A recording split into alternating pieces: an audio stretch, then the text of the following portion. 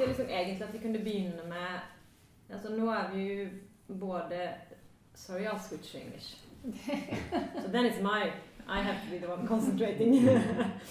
Okay, so both Gary and Alexandra, but it would be nice to hear a bit about you, Gary, and the kind of space group and where you're at now and kind of what you're working with and maybe something short about your kind of your ambition with the office and your kind of position as an office. That would be nice to kind of maybe start off with. And Alexandra, I kind of know you're not involved in that story, so that's why. Yeah, exactly. Yeah. Let's see. Well, I would say, I mean, the office has continued to build on a lot of the same value sets that we came to Norway with. I mean, what was interesting for me, I think, was to see, you know, it was a completely different environment for architecture when we came, completely. Yeah. And issues around urban planning and a lot of the, you know, the plans that started to come up. We started in 1999, and a lot of our work was kind of had a strong background in the work I'd done previously in planning. So that was definitely a catalyst. My partner Cruz, she was at the architecture school and led the Department of Urbanism. That gave us another kind of connection to the discussions that were going on. So for us, that was really important. I mean, I'm kind of a really big fan of planning, not from the perspective, I mean, planning is incredibly difficult and challenging, but it's a platform that has always allowed us to discuss larger issues, let's say, more so than potentially architecture.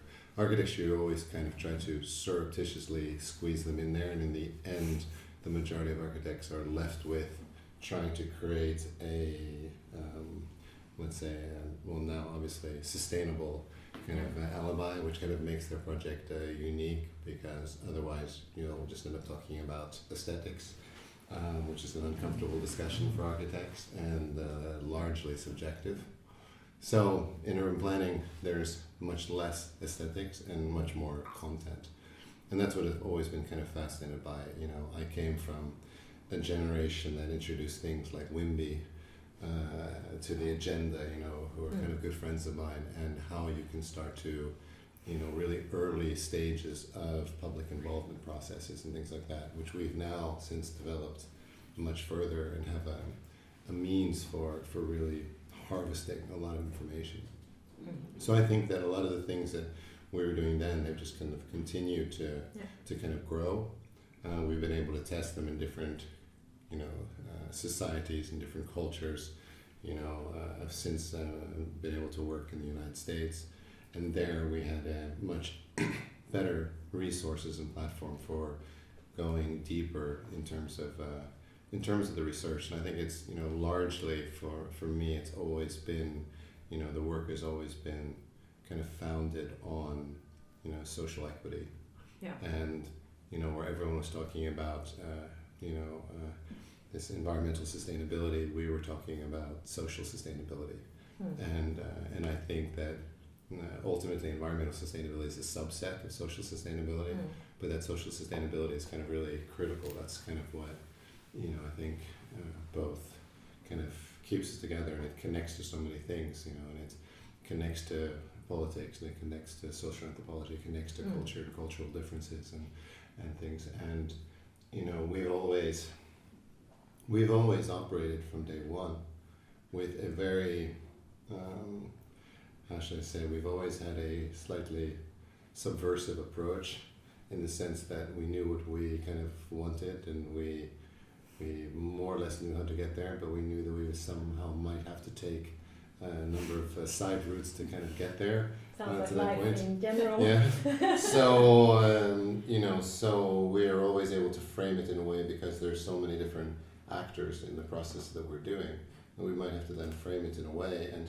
for me, there wasn't a problem. You know, there wasn't necessarily a conflict that we could facilitate someone meeting their economic goals, and at the same time us meeting our kind of social equity goals, for example, and to show more and more people. And I think Aker Brygge was a kind of good example of that it is possible, you know. Step one in Aker Brygge, which is one of the, say, last big projects in Oslo, was to say, you guys need to get rid of the shopping mall. The shopping mall is just completely dead. It's not facilitating the lives of anyone who live here or nearby here, and they were so shocked by that, and in the end it proved to be that with much less commercial space they actually are making more money. So in a way we got people back on the streets, they kept making money, and everyone was kind of happy, and that for me is a kind of very simple formula, but it involved a lot of research and a lot of investment on our side. And that's always been also the challenge for us, is that there are very few people who see that value, let's say. I think the biggest challenge in Norway for me has always been a lack of good clients. There's enough clients, and there's enough money, but clients who actually want to do something. I had this funny idea the other day that I said, you know, in the future there should just be one basic rule, that anyone who builds anything in Norway should put their name on the building. Because that would just immediately make them aware that for the future, everyone is going to remember your family did this. And maybe we used to do it in the old days. And that would then somehow say change the, let's say maybe they would somehow start to think a bit more deeply about what they were actually Well, they have to live in the housing that they built. Yeah, you know, they have to actually stay really, like for 2 years in each apartment that you. Some real basic rules that would give what's missing is accountability. You know, so we are. Let's say, you know, our tools have gotten better, and we still are working in that. Our focus was always, we were always the international office that came to Norway. Now I think more and more our interest is to kind of to flip that and to say, how do we take the learning that we've done here into other kind of situations and other conditions, you know. So we're working more and more abroad. Incredibly challenging. We don't have the kind of low thresholds that we have here, which makes it easy to do, kind of easy to do business. So there are different challenges that we're kind of confronted with, but in general, what's kind of really fascinating, and it goes back to the kind of culture of risk, is that people are genuinely really enthusiastic and inspired by this kind of Norwegian model, let's say. Of trust. The model of trust. You know, even though the United States is kind of freaking out about socialism, you know, there's still a lot. They're freaking out about socialism. They're like, we don't want socialism. We just want healthcare for everyone. Can we just have that? We only have that part, you know. We can still have a totalitarian government, but can we have just, you know, healthcare, please? So, you know, I think it's fascinating for me to in a way travel with that kind of strangely common understanding, and it's strange only that such a small country has such a strong kind of reputation in a way. There are not very many places that you could, you know, there are not many places that have managed to kind of consolidate such a kind of simple image of themselves that is kind of, that anywhere you go in the world there is some kind of appreciation or respect for it.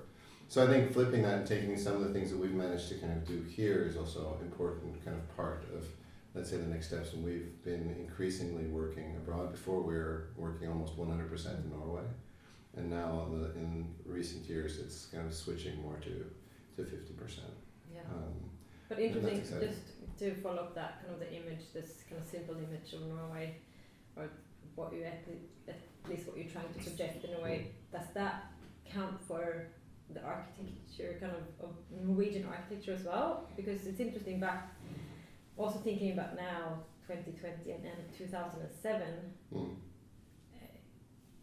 I'm thinking architecture, Norwegian architecture at least, has changed its face internationally, I think, or has at least created a face somehow. So the FM was someone internationally before that, but I don't know what your thoughts on that. Has that kind of, the face of the country is one thing, but the face of the architecture anyway, the Norwegian architecture. No, for sure, but obviously they're interconnected. I think that the culture is also related. I mean, architecture is is largely a reflection of the culture as well. So I do think that, you know, it's still, of course, you have to take size into the equation, but I still think that the impact is less. I mean, in both directions, I would say. I was really fascinated when I came to Norway that there was more or less zero foreign architects that had done any work here. I was thinking, you came in '99. What did you kind of have? What was your what was Norwegian architecture for you when you came? You know, I don't know. I mean, obviously there's this kind of prevalent national romantic that you're kind of confronted with, and interestingly enough, they managed to absorb modernism within that as well. Yeah. Norway is maybe the only country that managed to kind of absorb modernism into their national romantic, probably because their portfolio was too small, so they needed to throw more objects in there. So it's maybe the only country in the world that has this form of modernism part of their national romantic now, which is still a debate, I think, with people here internally, because I think a lot of people are critical of that kind of period, let's say, I guess, up until pre-war, let's say, when you have the kind of early turn of the century. So for me, you know, I came more kind of, you know, I already knew, I think when I came here, that, you know, wow, here's a place that just builds island after island in complete disregard, this whole decentralized politics where every place exists like a kind of autonomous little city with its autonomous rules, its autonomous dialect. I was like, that's amazing. I could just do commissions in all of these places. You know, there's nothing linking them. No one understands them. The first projects we did, I was like, wow, are none of you guys talking together? Like, you know, all in terms of infrastructure, bus, train, there's just no kind of interdisciplinary kind of communication. There was no between different fields, between different parts of government. There was no communication. One of my biggest frustrations, you know, we always talk about, you know, in our office, we always talk about the 5 rooms, and the 5 rooms being the public, of course, the client, the kind of planning officials, then the political officials, and then finally the academic institutions. And those are the 5 rooms that we always wanted to work in, and that's also why we were pushing that in 2007 already, and saying that these 5 rooms are so incredibly important. And I was just shocked that there was no, you know, because everywhere I'd come from, they were kind of interlaced, let's say. You know, academics played a big part in kind of political discourse or in terms of architectural discourse or whatever. And here I was just like, wow, you guys are all silos of intelligence, silos of information, and no one is kind of connecting them. So for me, more than having an impression of something that I wanted to contribute or not contribute, I just saw an opportunity there. But do you think that is changed? No. Still silos? I think there's still a lot of, I still think there's a lot of silos. I mean, one of the biggest surprises, I think, for me that happened between 2007 and now was the fact that, you know, Plan and Big became its own architectural office, which never really made sense to me because it completely compromised its role in a way. So suddenly you're confronted with them doing their own designs, and then you wonder, how does that relate, you know, in terms of their potential position, and how does that affect architects and architecture? So, is it any better now? Would you say that are the leaders of the kind of in the academic world? Is there more interrelationship?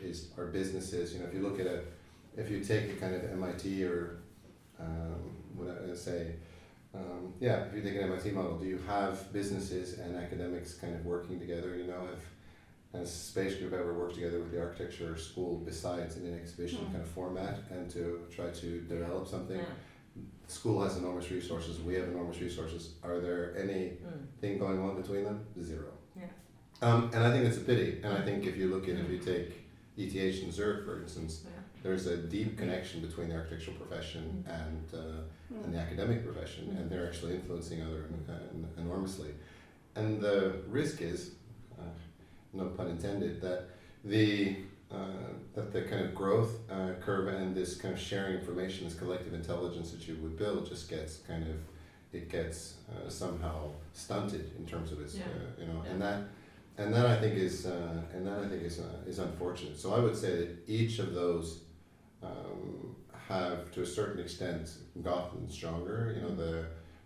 The public voice. We all know that the public now, because of social media, has become much more activist based, meaning people want to stand for something, people want to support something, people want to believe in something, and then activism kind of forces other people to respond. It's not enough that you can just kind of throw a product out there. It has to be a product that is that somehow is lifted up, adopted, and kind of, brand is something now that you actually grow together with the public, nothing that you kind of plant into their heads as it was kind of envisioned before. So I think it's a very interesting time that way, and maybe the public is the thing that has changed the most, let's say, and maybe that's where the greatest opportunity in kind of creating change in those other fronts can kind of happen. Yeah. And now with the pandemic that we're kind of confronted with as well, suddenly a lot of things will be, my son, he lost 1 year of school. He was in Hong Kong for a half year amid the riots, no school. Yeah. A half year in COVID in Madrid, no school. His entire last year of school was without teachers. So kind of interesting phenomenon, right? Yeah. And which will quickly start to unravel what an academic institution is or what an academic institution can be. Exactly. But I think that's interesting. Just jumping in, because I think that this idea of how the public has developed and how I was thinking about that. I was thinking about the motivation in the 2007 Triennale and where we are now, and what has been maybe the let's say what the change is, and how do we and the role of the architect, maybe, that I think that in 2007 I got exactly the same. I came to Norway in 2006. That's when we met, and you invited me to join you in this project of curating the Triennale in 2007. So I was very new to the landscape. But the immediate feeling and perception I had was that open possibility, enormous potential to do things. That whether in other landscapes, whether in other contexts, there's already many things that have been explored and tested and settled. That here there is this enormous energy, enormous potential and space to do things. But I also felt that, and talking more from the part of, let's say, the cultural side, because I worked with architecture not as a practitioner, but with the cultural aspect of it, let's say the dissemination part of it.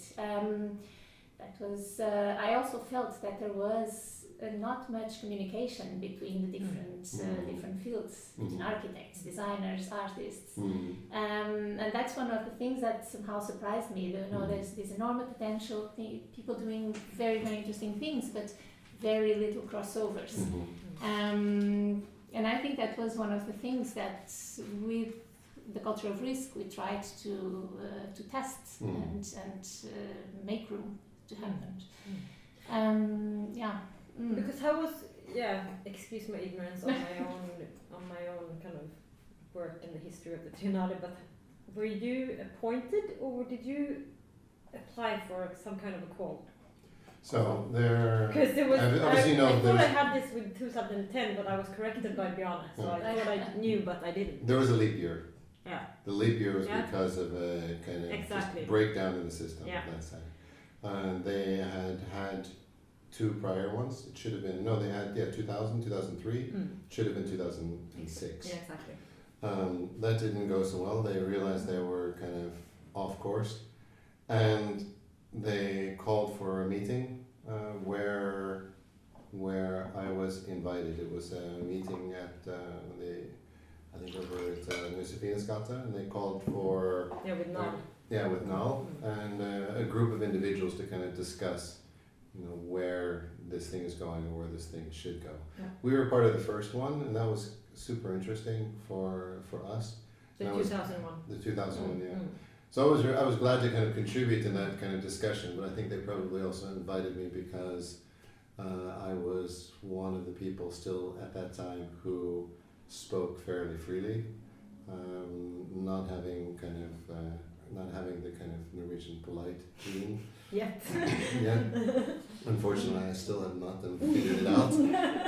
So that discussion was,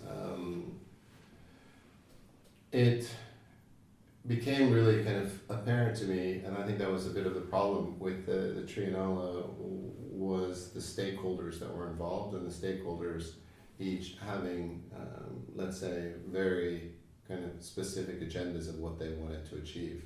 And not surprisingly, and that goes back to the previous conversation that you have AHO, the school, the university. They're of course looking to drive the university in a specific direction, of a specific target. You have NAL, they're looking to protect the interest of their kind of members and architects and what they're interested in doing, and they're not necessarily kind of overlapping. Obviously, the city of Oslo has certain kind of ambitions and interests as well. So we were kind of thrown or I was kind of part of that kind of discussion, and through the course of that meeting, it became clear that if you want to do something interesting, number one, you need a kind of single point of, let's say, a single point to kind of relate to.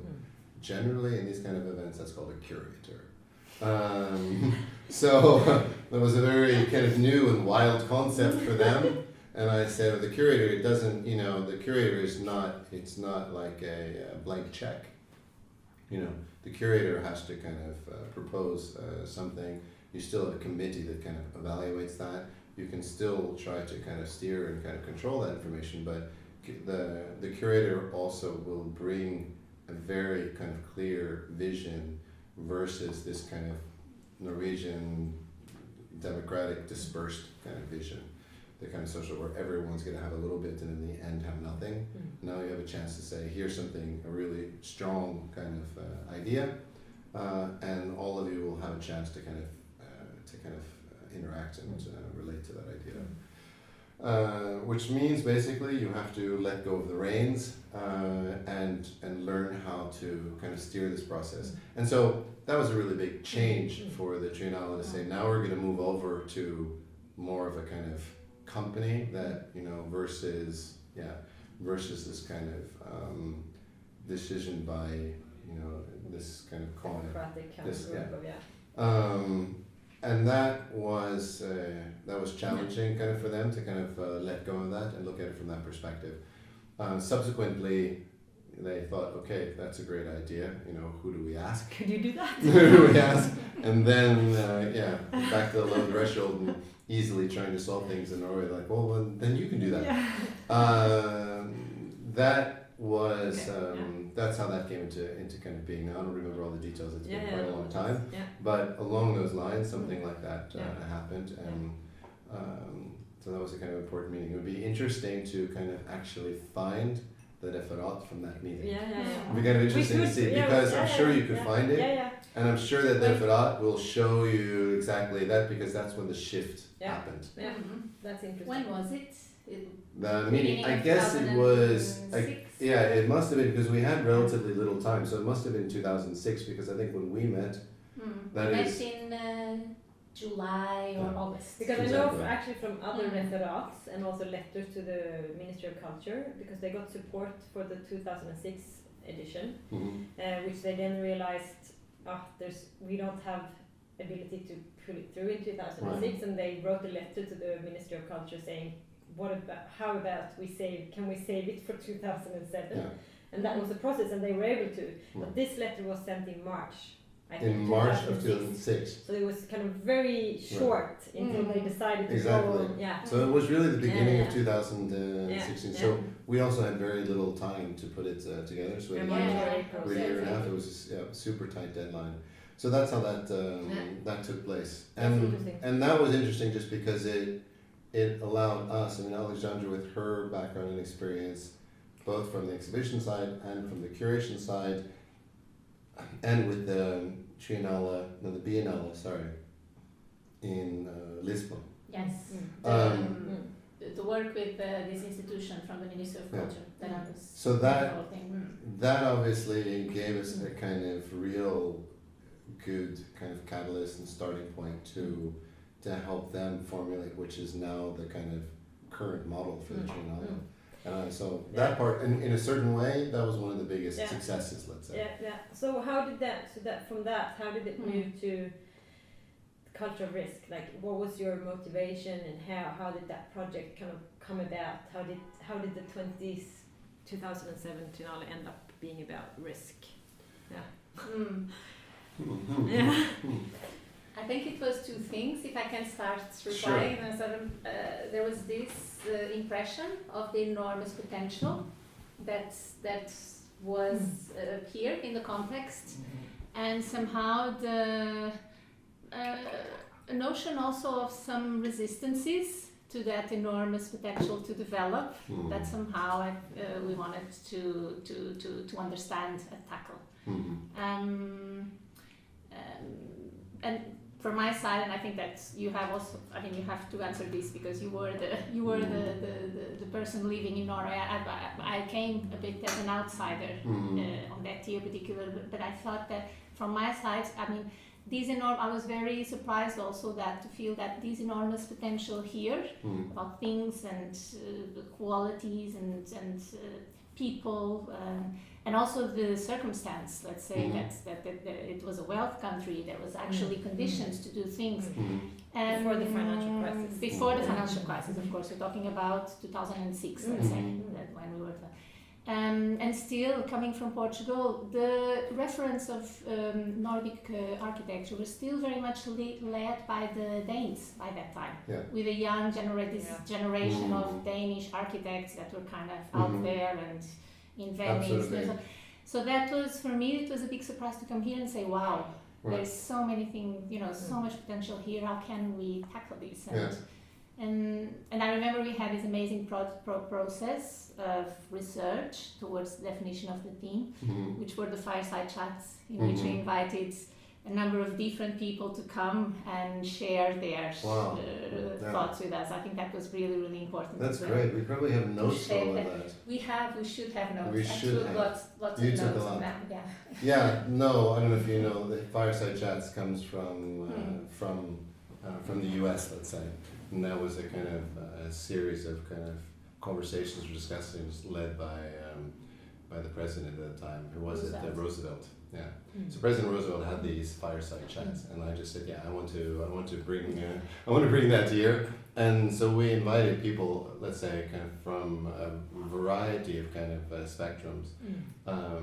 Largely, I would even say outside of architecture. Let's say. Many outside of architecture. To have a kind of cultural discussion. And that was, everything has this potential of being a project, and in that sense we looked at it more as a project than as an exhibition. And so that research for us became something that was really fuel for us personally, our thinking, for our office, etc. So those individuals became, let's say, kind of and those discussions. So we created a kind of a series of questions. We invited these guests. We had interviews. We probably even recorded them and had kind of 1 or 2 hours with each person. And I don't know how many we ran, maybe 10 or so. Maybe 10. I mean, we had people like Ingrid Almes, we had Hans-Petter Moland, we had... These were people also joining the conference. I know Hans-Petter Moland was in there. He was, correct. Yeah. No, so those were definitely kind of really, for us, because, frankly, I think the reason they also invited me was, and I think they were a bit surprised by the take that we had, was that I had a very large international network, and I was always that time the kind of, I got random phone calls from both architects and from Null and from the school, like we wanted to get this lecture or this lecture. The Norwegian shyness didn't kind of allow them to reach out directly, so I was always the alibi to connect to this international network. But I was also really, when an opportunity presented itself, and our focus was here in Norway, it was very clear for me that I wanted to do a project that was really rooted in Norway. So even when people were invited from abroad, the focus was still on Norway, and that was something that I really pushed for. I think they kind of saw, for them, a Triennale is something where you just have kind of all these superstars from all over the world coming and kind of showcasing. a bit like in say a kind of Venice model, let's say, and that showcasing was something I didn't want to do. It's important for me that the Triennale had, you know, the way we use the schools to create new projects, the way we kind of activated younger architects, the series of lecturers that all had, you know, we wrote to them very kind of clearly in order for them to formulate things, so we weren't going to get just their kind of standard lecture, let's say, that they would fly around and give. We didn't want to create that kind of seminar. So everything was in a way really geared towards, let's have a deep discussion about Norway, about its kind of architectural production, about its history, its social conditions and settings, to look at its landscape, to look at its cities, to look at its suburbs, and taking, you know, really a whole cross-section of the kind of country, how we could kind of approach that. And I think for them, I mean, of course, I can understand for the Norwegians in the room, it was a bit nervous to be kind of kledd naken, kind of undressed. But at the same time, I think, you know, that was also the kind of, you know, that relates to the whole theme of this kind of culture of risk. You know, I was always kind of fascinated by the, you know, I've never lived in a place that had such an enormous social safety net, and at the same time, that for me automatically means that, you know that if I open this window and jump out, chances are pretty big someone's going to catch me, you know, and so why not which you don't have it. So why is no one jumping? You know? And that's kind of where that thought also kind of started from. So we were trying then to give a push. So it's trying to also kind of comment maybe on Norwegian culture somehow, saying how and why are Norwegian architects and culture acting the way they are, and it has roots way beyond the profession in a way. And I think again it ultimately relates back, and I've seen that more and more after 2007, to these silos, let's say. You know, as soon as you can take clients and and an architect, or as soon as you can get the academics and, you know, the public kind of speaking together in an interesting way, you suddenly start to create, you know, something starts to kind of grow, and you get this kind of organic, and you get this iterative process that where that communication, because ultimately where that communication happens is where things start to also transpire, and that's what we were ultimately trying to do. And, you know, even from the one part, the engineering kind of section, saying, you know, wow, just look at what you guys have done, you know, like, is there anything remotely as interesting on the architectural front as what you've done in engineering? And the answer, frankly, is no. You know, I mean, there is kind of delicate, nice architecture, but compared to floating a 300-meter tall concrete structure out into the sea and connecting it to the sea bottom several kilometers below, no, there's no one really who's kind of been able to figure it. There's not somebody who figured it out. Drill that way, like underneath the sea bottom, from a drill, like it's this quite amazing. And we just started to look at that and just said, man, you know, look what Norway has done. And so that, I mean, just to kind of show those things, that was also, you know, so we I have to say, Alexandra really exploited the platform we had to the maximum.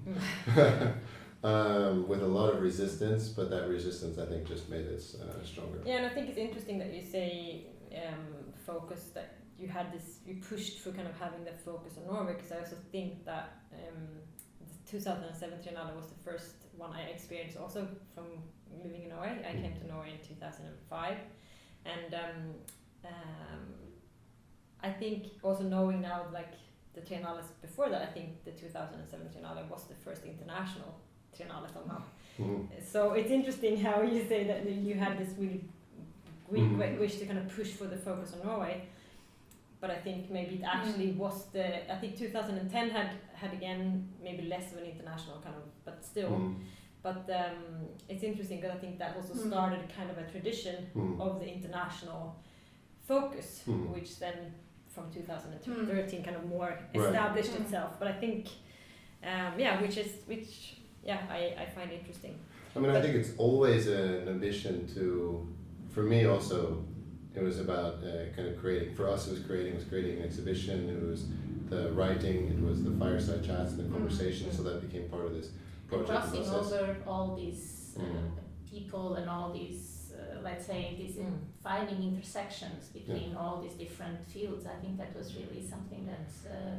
And what do you think if you think about now you're kind of starting warming up your brains, remembering what you did in 2007. But exactly, it's like you say, it's quite a long time ago now. But so if you would say that this would be next year's Triennale, would it still kind of be relevant, and what if not, and how would it be relevant today? Could we have the same discussions and they would be the same again, or have we kind of moved on? So have we kind of moved and now there would be You're looking at me. No, it's because I think it's interesting because when I look at some of the ambitions for the 2000 Triennale, for example, I think we haven't moved at all. We're still discussing the exact same things in the same perspectives. So I think, and then maybe you could say that Triennale is not doing its job because we should kind of be pushing the discourse. And of course it's changed because the world has changed. But Yeah, it's an interesting question about change you have now, and I'm going to raise something because I have a kind of pet peeve about it. Because now, if I can take today, there's a conversation about Filipstad. And very classically, I think one of the most mediocre architects in town, Mad, has kind of proposed a new project for Filipstad, saying Filipstad is outdated and we need to look at it again. And that's a kind of ironic use of the word because nevertheless they obviously are promoting a kind of Søring in Filipstad, which is kind of completely wrong, and I think undermines the whole process of urbanism and urban planning with a clearly capitalistic agenda and using their traditional copy-paste method. But it really kind of brings me to this question about, do problems get old? Or do problems get solved and you move on to new problems? And I think problems are something that, the problems that we were solving in 2000, we will be solving for the next 50 or 100 years, let's say. And the issues that we addressed in terms of urbanity, because I drew the original Filipstad kind of plan competition, which then was used for a large part of the regulation, and the problems that we addressed then there about living, how do you actually have a kind of living form that's not Sjuvholmen exclusive for one kind of economic group of people, which is a ghetto in itself. How do you somehow create diversity in a market-driven plan? Or the issues of all the issues in Norway about accessibility to the water and how do you designate public space, or what to do with the Cruz, and how do you somehow marginalize it or minimize its impact to create the greatest opportunities for the general public, or how do you not create more city, but how do you create let's say something unique there that has that's not just an extension of Oslo, but something that becomes a neighborhood and a sustainable community, because sustainable communities is what's going to address let's say sustainable communities is what will, I think, address the environmental issues that we're faced with today, rather than quotas. And back to social equity. Yes, go back to that. So I find it, back to your question, I don't have a problem with the fact that we're still looking at those things because none of the things we're talking about are kind of easy fixes.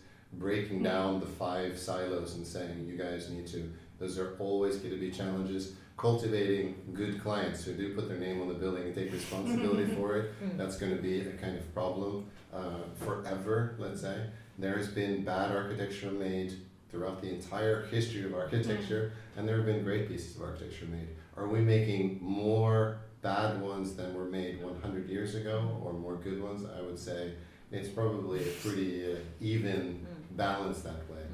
I would say that rather that through the discourses that we have now, there are new problems that need to be addressed. New things that we want to bring into the equation that haven't been there before.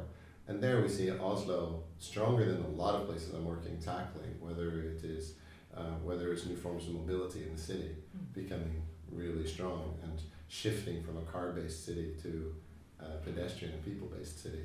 Those are changes that in 2000 were maybe just flirted with, let's say, but since then a lot of that has really impacted Oslo and the kind of formation of Oslo.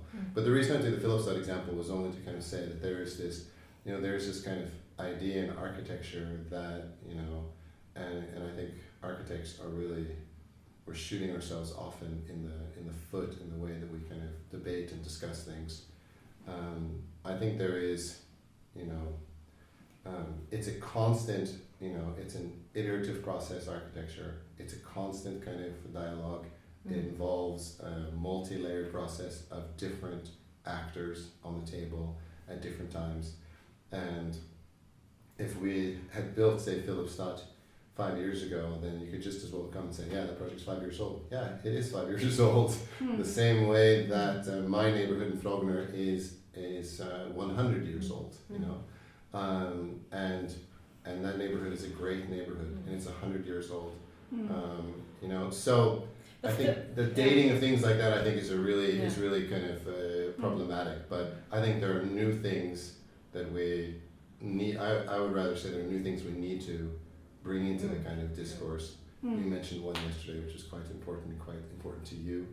To come to No, but I think that's I agree with that. What did you mention yesterday? No, we're talking about. I mean, that's by that time we were very much. We were very much discussing this possibility to create space for, architecture and for awareness, for. Development, for positioning, and this was 2007, the context, and for this sort of transdisciplinarity and dialogue between these different fields. But I think that today, we have new challenges. We have the conscious of other challenges. We have, of course, climate emergency, which is central, I think, for any architectural discourse or for thinking of what architecture can be and how it can contribute to the way we live and organize ourselves as societies. I think that a discussion about gender balance in architecture is also something that it has been important, but it continues to be urgent to take. It's not solved. Not just in architecture, of course. But I think also it's interesting because, and I think that things also have to be seen in context. And 2007 was very much something we believe that, yes, this space to test, explore, experiment things, to create awareness, to create these dialogues and these networks, and create positioning for architecture, let's say, as well. And I think that today, actually, one of the most important things that architects can do, and that architecture can do, is actually to be able to listen, to adjust, to adapt, to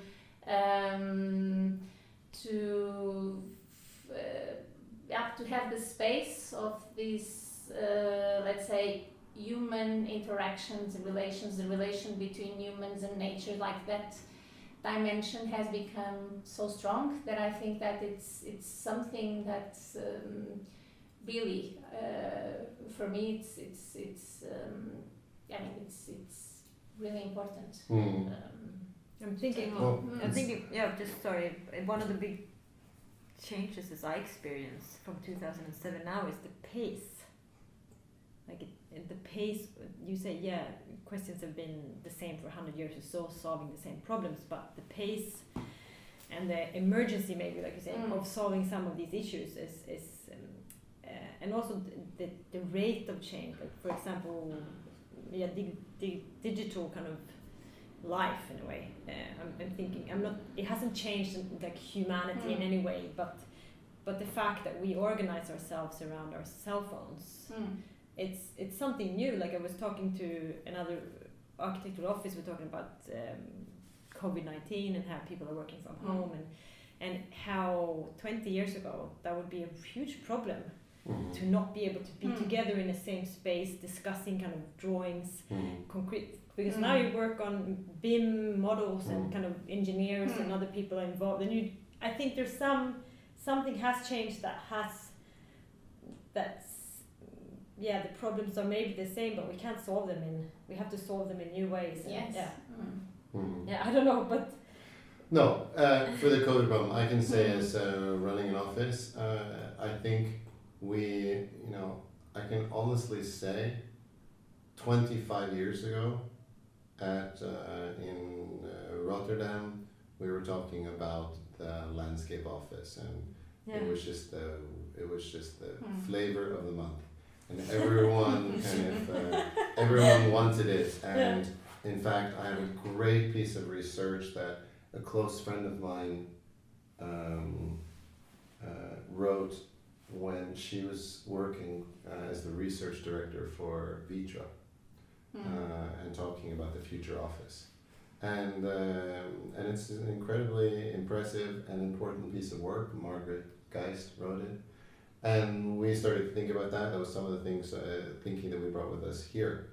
I had, if I take now a story from just a kind of couple of years ago, I remember, let's say, someone on my staff who had just come back from Mambapan, had been somewhat working a little bit from home, been sitting at home, whatever. The first day at work, she was literally called me in the meeting room and broke down into tears and said, "I'm so thankful, grateful to be here." Yeah.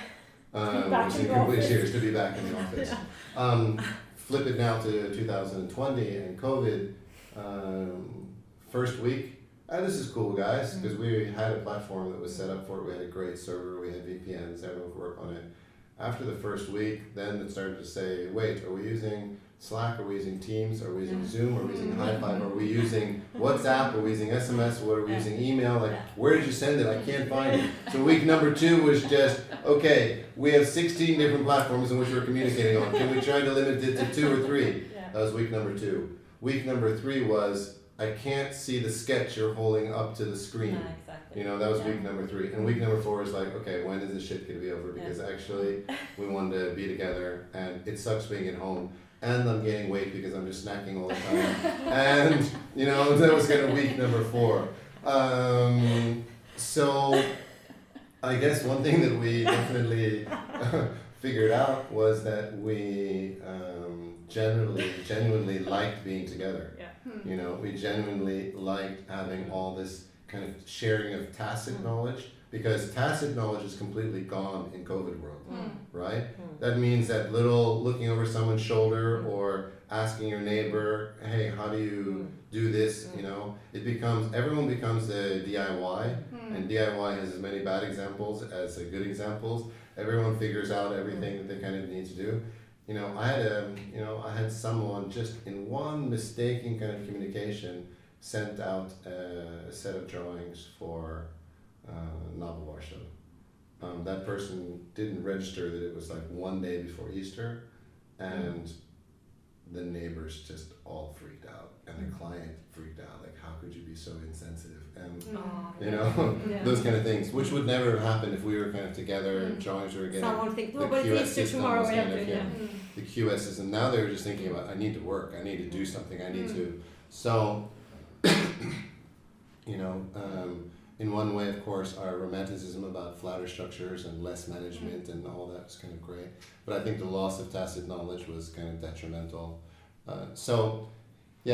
But back to your previous comment, which I find even more provoking, and a little bit to what you said, Alexandra.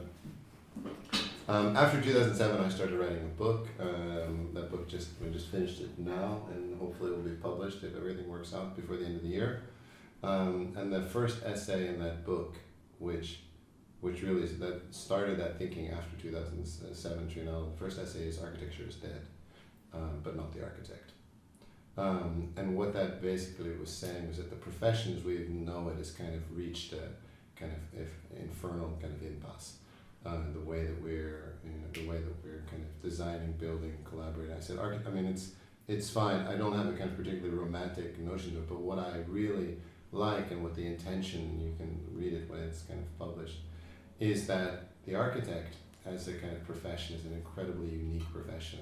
The way we resource, the way we communicate, the way we breach those and enter those 5 rooms that I talked about before, the way we curate, and that's why this Triennale is so important, because the curation that's involved in architecture. And in the end, you know, I look at a lot of the projects that we're even kind of involved in, they have become so incredibly formulaic in terms of the developers know exactly the room sizes, the room layouts, they know what people want, they know how they want to make their money, they know the facade and the fenestration percentage, you know. They say you can use these 3 materials on the facade, and that's it. You have to use standard colors, you know, everything. They know what's extra, what's included, what's... and then that's only on the client side. You go to the contractor side, he already has his deals, so he knows you can't, you know, if you want to bring in a new product, then he can say, well, we've never used it before, or it's too expensive because he's going to give such an incredible price on top of it, or it's not approved by Sintef, so no, sorry, we can't stand for it because now we're only doing general contraction in Norway. Almost everything that's built is general contraction. Project management has fallen to the wayside. General contraction has taken over. That was a result of the financial crisis, when clients had less egenkapital, then they started to go to, let's say, contractors who picked up the tab, let's say. Then picking up the tab, the clients had no idea what they were signing off, right? I've been sitting in plenty of meetings where the client says, but I thought we were getting that. And they're like, no, this is not your building anymore. No, yeah. You're going to get something that looks like what you saw before, but basically we're paying for it, it's our building, and this is how we're going to do it. And the client became suddenly castrated. That castration, I think, has had an enormous impact on the quality of architecture, because then again it becomes increasingly more formulaic and more controlled by the processes of each unique contractor. Architects then become service providers, because essentially we're working under contracts for our contractors. You know, we have, you know, the majority of the contracts that we have are saying that, you know, anything that you do that's outside of our standard spec, outside of our standard kind of rules, that will be seen as a breach. Any contact you have with a client will also be seen as a breach. You know, there's this kind of list of things which basically say, you work for us, you don't say anything, and you use our standards, otherwise you're out. Now, I'm not saying all architects have it like that, but there is an incredible language that's developing, and I started to see that already back then, which kind of led me to believe, okay, what happens when we, you know, let's not play that game, because ultimately, we're not interested in being service providers. Architects should not be service providers. The skill set that we have is too valuable to just do that.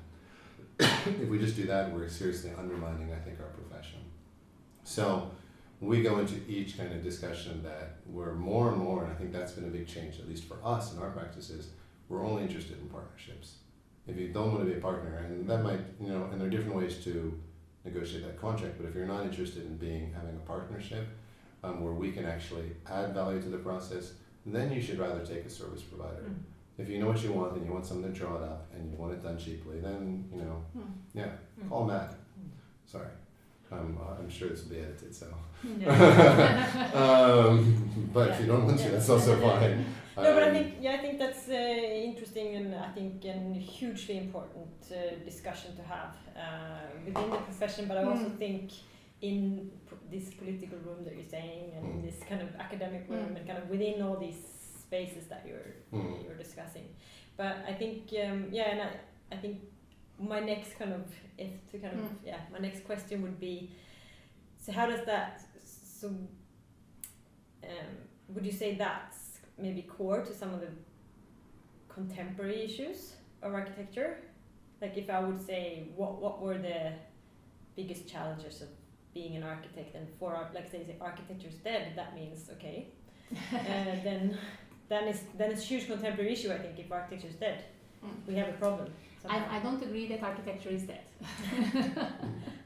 I think that architecture is actually more necessary now than it was. I don't think we disagree. I think, you know? I'm saying that I think architects are more necessary than ever, and I think architects have been relegated to a service provider role, and they shouldn't be there. Architects their role needs to be back on the table as a kind of primary contributor. Architecture, we're talking now about the physical manifestation of buildings. And that, any way you look at it, is becoming more and more industrialized. It's becoming more and more prefabricated. You know, our toilets are being kind of built in a factory and kind of lifted in with a crane and all these things. And I'm not necessarily saying that that is a kind of problem. I'm just saying that when we, you know, architecture, we used to do interiors and we used to do landscape and we used to do infrastructure and we used to do programming and we used to do the engineering and our own calculations for the building, all those things. As we kind of move further and further back into this kind of corner of like, no, you're going to do the Revit model.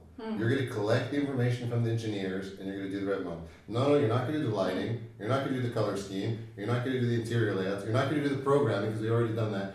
All these things. You're going to do, you know, the Revit model. And that's fine. There are people that should and could do that. There are kind of technical draftsmen and those kind of people that can do it.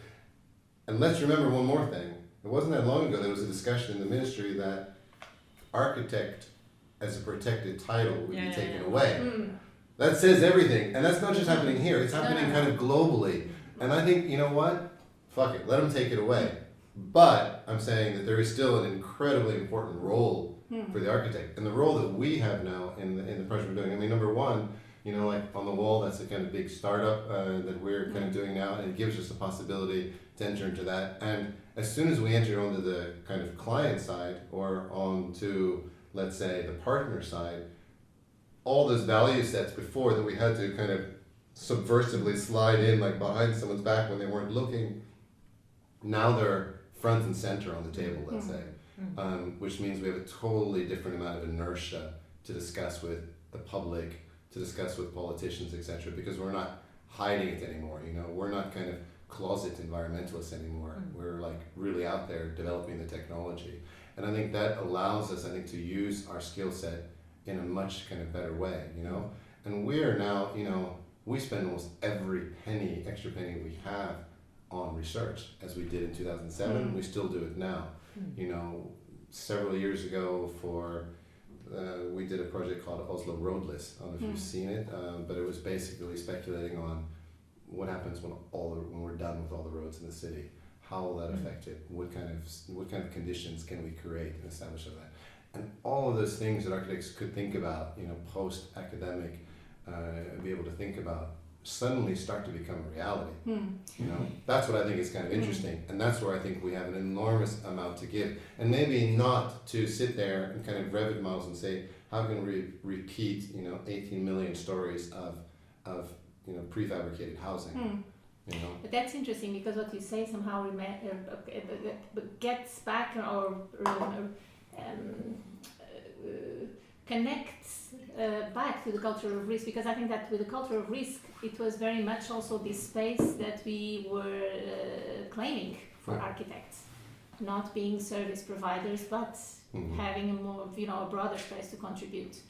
And I think it's interesting because yes, you see that these two realities, I mean, architecture as culture and architecture as a practice, that there is huge challenges there yet. And I wonder also if it's because of that we see that in recent years you see more and more architects engaging with this part, you know, of discourse, working with architecture as, you know, discourse in discursive field, working more with curation, working more with all these other practices that are connected to architecture, but more towards the cultural side, let's say, than the actually practical side. That somehow reflects a sort of frustration that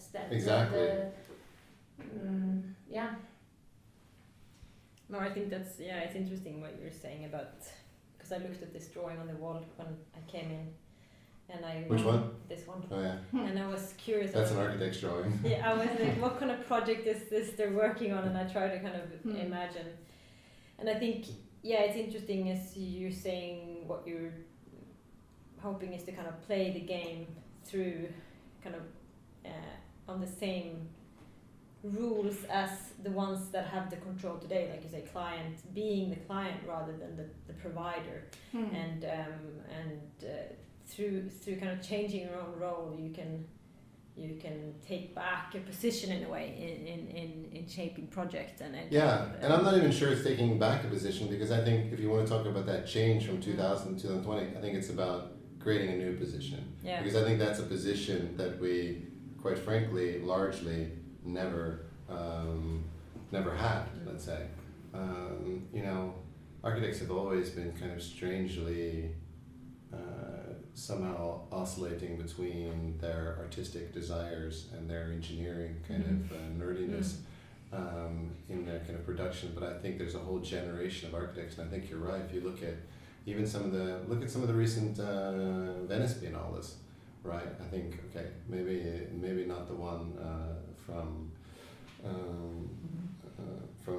Salma, but if you look at, Rem had a kind of interesting one prior to that. You had what's his name, Aravena.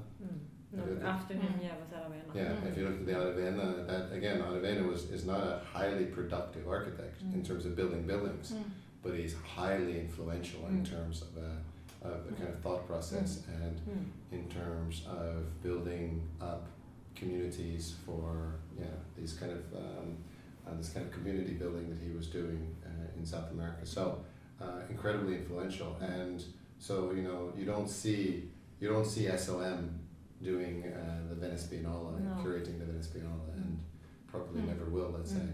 But there's a lot more of these individuals who are kind of, let's say, crossover also in terms of their education.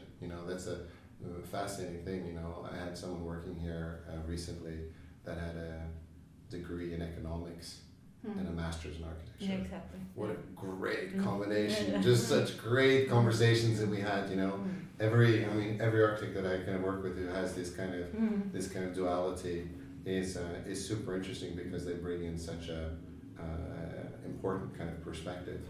Because I think we very quickly as architects can become kind of really kind of pinhole focused in terms of how we approach a problem. But if you approach the problem with a degree in economics, you kind of look at it different. If you approach the problem with a degree in social anthropology, you look at it different. If you and that's where the architect has always had it. So before we consider ourselves, when you talked about the previous architect and the current, consider ourselves multidisciplinary, but that meant that we were kind of interiors and artists and architecture and engineers and now we've kind of entered a whole and industrial designers. Now we've entered a whole realm of things that have more or less nothing to do with making and everything to do with culture and community and social equity, like we talked about before. And suddenly architects and politics, and we're just entering an entirely different kind of discourse. And so in that sense, that's also what I kind of mean in terms of that shift. There were, it's really fascinating for me. The majority, probably in Norway, I guess 80 to 85%, or even more of what's being built is not touched by architects. No, yeah, exactly. I think 80% of the housing. Of all housing. Yeah, 90% is not touched by architects. Yeah. So if we're thinking like, we're so important and we're making such a big influence. Well, sorry, 90% of what you see out there is not, 10% is. So you have this overflooded market where very little is actually touched by architects. And then, you have to start to look at, is that where our greatest sphere of influence can potentially be?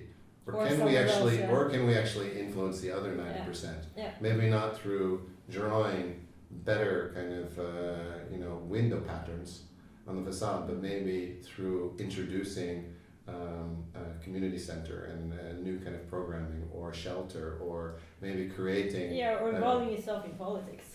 Or involving yourself in that. Or I remember one of my biggest frustrations when I first came to Norway, and that was through the Vestbanen project.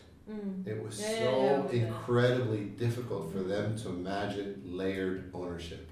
Meaning, how do we have the cinemas owned by one people below, the library above, and this? They're just like, for them it was just so mind blowing to say, how do we make a public-private partnership?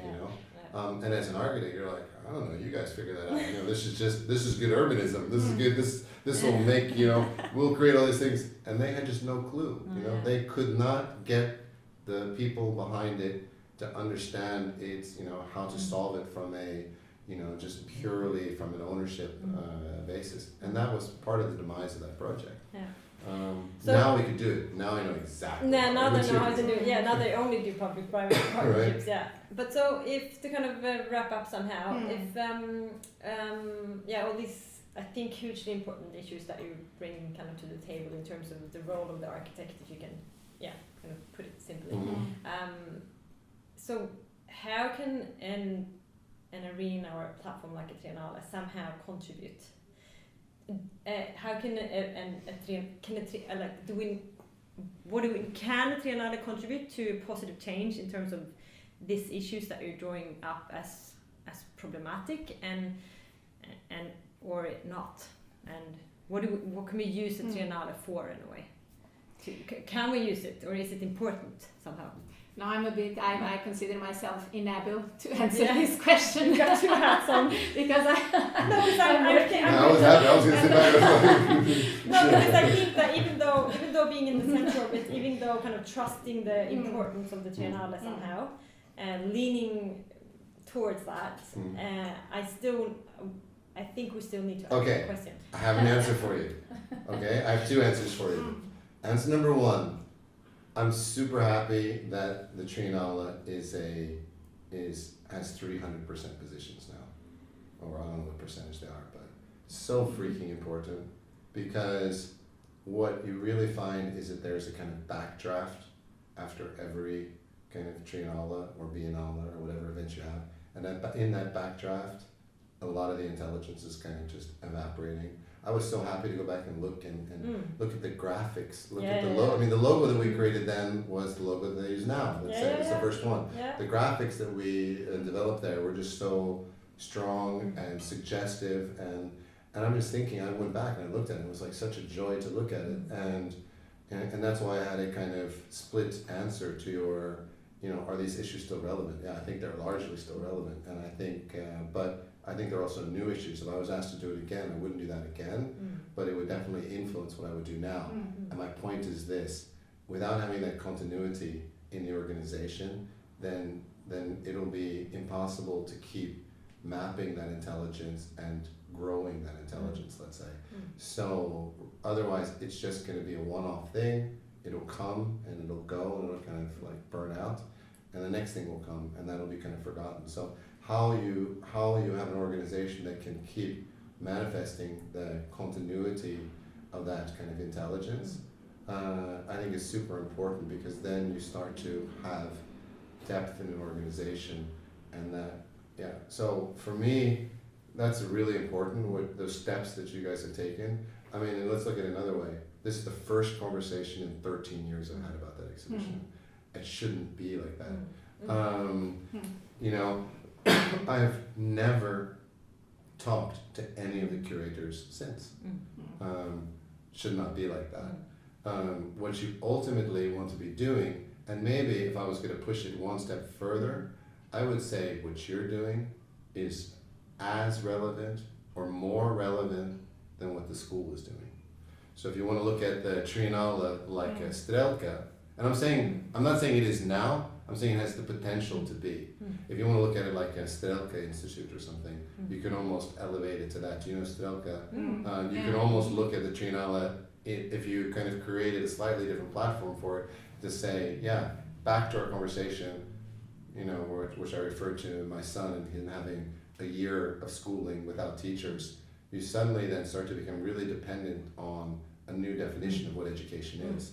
And in certain ways, in the right formatting, the Triennale could be this new form of education that is kind of lacking. Or at least it could, back to what Michael Speaks told me some years ago. He said, both Michael Speaks and when I was doing our urban work for Louisville, Kentucky, I met the dean of the university, a large university in Louisville, a city of about 1 million people, and she said, I think in 15, 20 years we'll be irrelevant and non-existent anymore.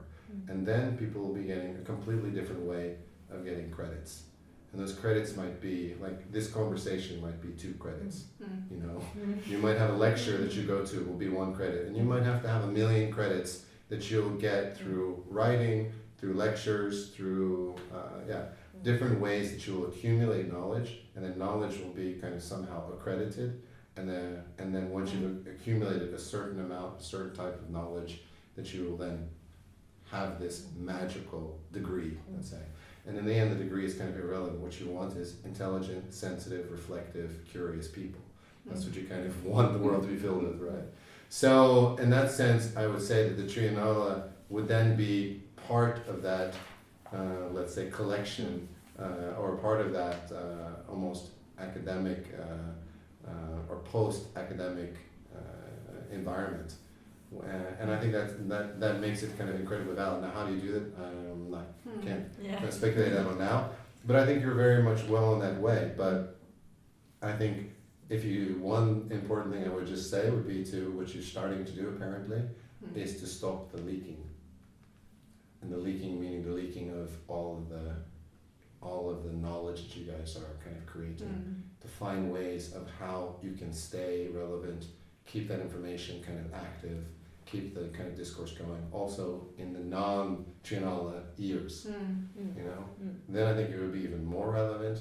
And I have to say, the architecture environment in Oslo, in Norway, is starving, you know? And they're definitely not getting enough food from NAL, definitely not getting enough food from the university at all, except the occasional lecturer that pops in from out of town and you can go pop in and see. And in that sense, and there's definitely not a platform for architects in Norway to really meet and discuss. There's not a Berlage Institute where, you know, where you'll get Rem and Ben van Berkel fighting it out and abusing each other on stage. You don't have those kind of forums here. So where is that kind of platform? And that platform is such an accelerator for kind of growth. Everyone here is so busy solving their own kind of problems, let's say. And in that sense, we are just exacerbating our position as a service provider. I think that's a really nice and interesting note to end on. No, and I think you're absolutely right. I think no one's ever said that before. Thank you. Yeah, exactly. But then, and I think we discuss it a lot, that there's this. We feel starved as well on communities that we can be part of, which is about architectural discourse, which is about architectural dissemination. It doesn't exist in Norway. No. I see these conversations on culture, like now, for example, in COVID-19, all these discussions on kind of cultural institutions and how they react and how artists and so on, and it's kind of accumulating something really interesting. And then I'm searching for kind of where is the architectural culture discussion. I think there is, and we had 0047 that somehow was a really nice it definitely book. adds something, and kind of surprising how easy they did it in a certain way, you know. And I think that kind of platform is now gone somehow. That more free and kind of it is gone. Yeah. But I think that's one thing that's interesting. And going back to this conversation about the silos and about the chat, I mean, how it is difficult to make people talk, to create awareness from politicians about the value of architecture, and to sort of because I think that these two dimensions, the cultural dimensions and the practice dimensions, they have to go together as well. And I think that the Triennale as a platform has that huge potential of bringing people into the same place. Definitely. I think that's really... But I think that it's a year-round motor is much more exciting now that you guys, the way you're starting to move in that direction. But, you know, it's also... I wrote about it also in the text. I was looking at it. I mean, Norway is incredibly young, you know, incredibly young. So what is it, 1905? It's not... So... we don't have much history. Yeah, and prior to that, obviously, you're looking at largely agrarian society, let's say. So difficult to compare to the Swiss, who are largely an industrial society. And you're wondering, like, why is there such perfection in building? Why is there such perfection in trains and in you know communication, transportation, whatever? Well, there's this kind of immense history of industrialization and different kinds of knowledge. Let's say. So also very also very strong knowledge in terms of other fishing industry. I mean, lots of other things, but I mean, the nature and Right. all these relations. But I it's think very this- different. Which yeah. all ties back to also the question I said, is that one of the things that we miss the most are clients. And I think for Gode bestillere. yeah, and I think then that back to this rule about architecture, I mean, I'm not saying that architecture is irrelevant or unimportant.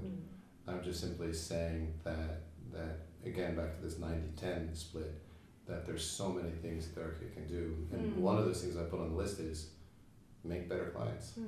We can make better clients, right? Clients are something you kind of cultivate, you educate, you teach them. And architects have to kind of see themselves as taking that role. If you always, relegate yourself to the service provider role, then you will not make better clients. No, exactly. If you're always just doing what you're told to do kind of obediently, then you will not make better clients. And that's important. We need better clients. And when you have such a short history, then the majority of people we work for have never done a building before, have never built anything before, don't understand the process whatsoever.